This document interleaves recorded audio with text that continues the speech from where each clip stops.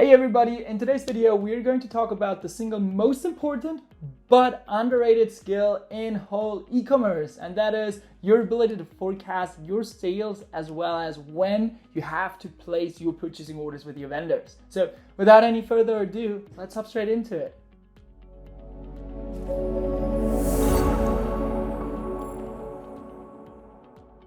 Ladies and gentlemen, everybody in between, my name is Victor and I'm in charge of the whole American operations for this little apparel brand called Ecom. All right, and especially in the last year, I've seen, really how important the ability and the good ability to forecast your sales as well as your purchasing orders is when it comes to, operating an e-commerce brand. All right, first of all, what is forecasting? Okay. Forecasting is projecting your demand, the amount of sales, as well as the amount of product therefore you need, in the future, maybe in the next 12 months, in the next 12 months, and you forecast, you project the amount of sales and the amount of product that you need based on your historical performance, okay? So usually the last 12 months, all right? So you're taking a look at your different cohorts, how much people are generally shopping with you, how many people are generally returning customers, and how much those returning customers on average spend with you, Based on those different cohorts and the amount of new customers that you've acquired or that you're going to acquire based on your ad performance, you're able to somewhat forecast and project how much sales and product you will need in the next 12 months. You might say, okay, why is this important? I mean, nobody can predict the future, right? Everybody knows that one should try to just make the best out of the day right now. However, and that is why it's so underrated, is because this is actually something that is not necessarily so sexy to talk about, right?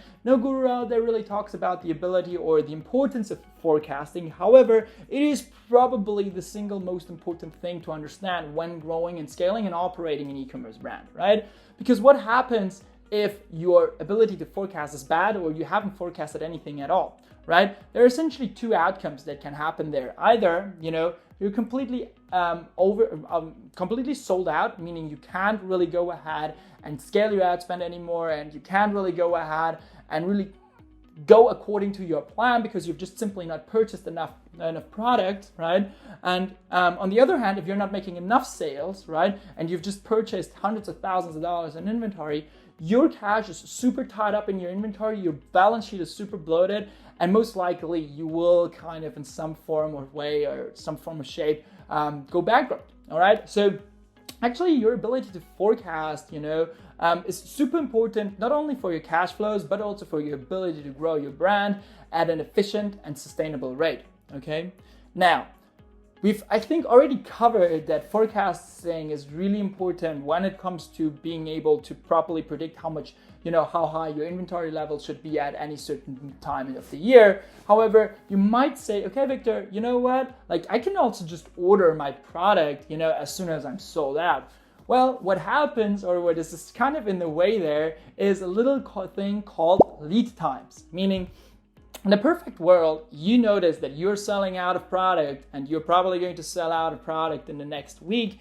Now, then you place the purchasing order with your vendor, and which in the next minute or the next day, you have 10,000 new products ready to sell for the next month, right? However, in reality, this is unfortunately not really the case, okay? Lead times, usually even under below 3 months, are pretty good. We are honestly pretty blessed with our lead times since Ecom has all of their production in Mexico, or also called nearshoring, meaning our lead times range anywhere between 3 to 6 weeks, which is super good. However, majority of brands out there produce their goods in Asia, where lead times between 3 to 6 months is definitely more of the norm, meaning lead times, the time where you put the purchase order in and then the product's arriving in your warehouse, meaning you tell to your vendor in Asia, hey, I need 10,000 products. Then this vendor needs to start off the manufacturing, really find a place in the manufacturing line and the production line for you, because you're not going to be the only customer of his, right? So then, it takes a little bit of time definitely to produce those products and then, ship those products, usually not by air freight, but by container, and then to get them into the US, it usually takes between 3 to 6 months for simpler products. If we're talking a little bit more, special products, like, something that is made, kind of like a cup holder that needs maybe different components, or maybe some form of gadget, some form of technology. All of that, for get 3 to 6 months, there takes usually a lot longer to actually get your product in. Comparing it, or between the time you get the product in and the time that you order or purchase this product. All right.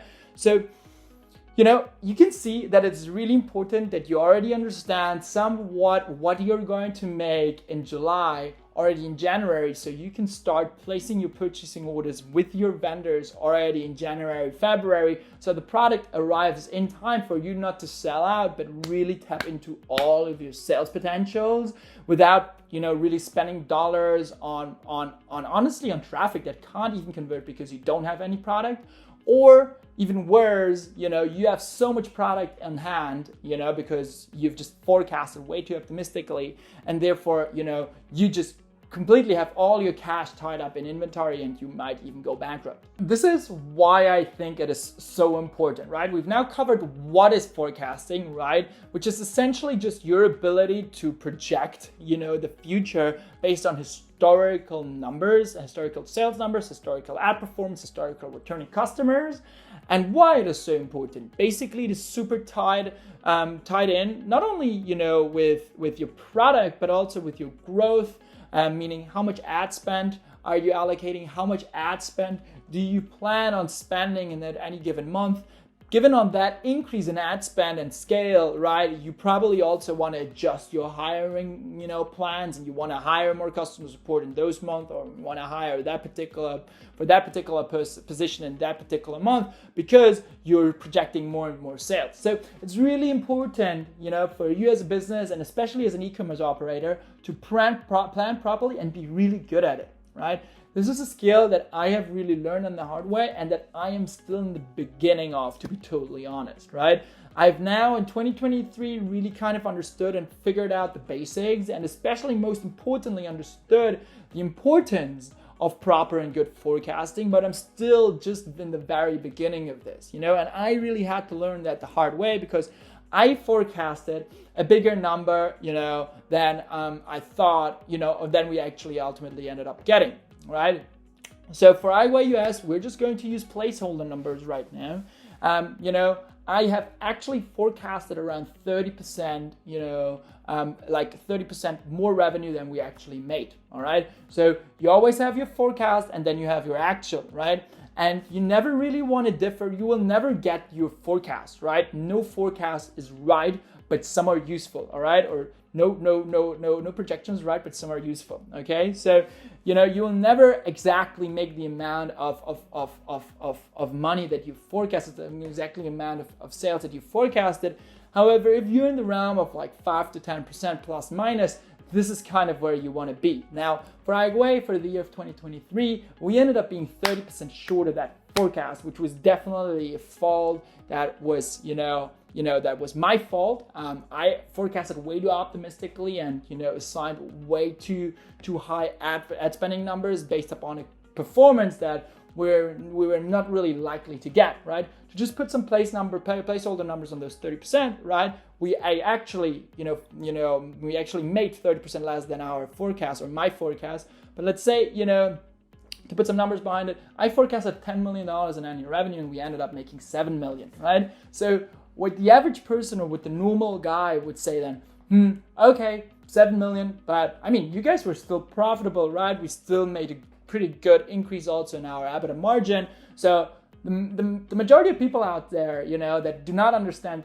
really the intricacies of operating and growing a brand, probably say, whatever, 7 million, you still really made sure that you were profitable. It's still a good number, you'll make up for it next year, right? However, the operator will immediately see the flaw or the problem that is experiencing, that is also called an oxygen squeeze, right? Because, all right, we have made 7 million also profitably, right? We had a good net margin and a positive EBITDA margin at the end of the year. However, we had inventory already purchased and sitting in our warehouse ready for a forecast of $10 million, right?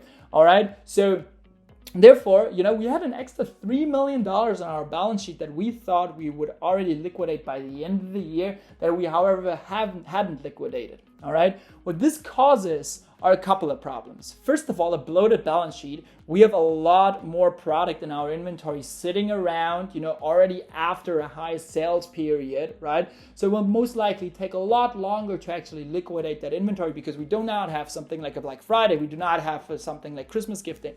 We have, a very, kind of dour first quarter in front of us, which will most likely lead to less turnaround on a SKU level basis. All right. That's the first thing. All right. We are very heavy on inventory when we do not need to be heavy on inventory. For example, as a brand, it makes sense to be really heavy on inventory before Q4, not after Q4. All right. So first thing, it's just a simple kind of inventory issue. Okay. We're probably going to be tied up in that inventory a lot more. Tying up inventory also means tying up cash, right? So we have a lot of our assets sitting in inventory, which is to a certain degree liquid, but also not so much, because inventory doesn't, have any value as long as there's no customer to actually purchase that inventory or that product, right?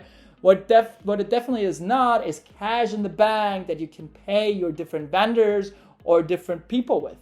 All right. So imagine, you have someone, and that is, for example, where forecasting becomes really important. For us, unfortunately, we are not going to run into that issue, right? But we were short, or we were concerned about our liquidity, meaning we were completely profitable in 2023. However, the reason why we were then thinking about, or concerned about our liquidity and whether we needed to inject more cash and maybe, find a new investment was because, okay, we have all that cash and all the profit that we made literally sitting on our shelves, and we can't pay no vendor and nobody with our inventory that we have on our shelves. All right. And therefore, there you have a problem with being in a liquidity or oxygen squeeze. All right. That is definitely also, another problem that you have there, which ultimately runs into this whole forecasting issue. So I learned that, the hard way, how important forecasting really is for your e-commerce brand when you operate any type of brand or company that, involves physical product with lead times. You need to be super aware of when to place which purchasing order, as well as, what are your lead times and what is my sell-through rate and when I am supposed to liquidate that inventory that I just bought now again. So with that being said, let me know your thoughts on forecasting. Is this something that you had already thought of from the beginning? For me, this is really something that I never really had on top of mind. Therefore, a super interesting learning that I had in 2023. Now, with that being said, thanks for watching the video. I hope you learned something, and I'm looking forward to catch you in the next one.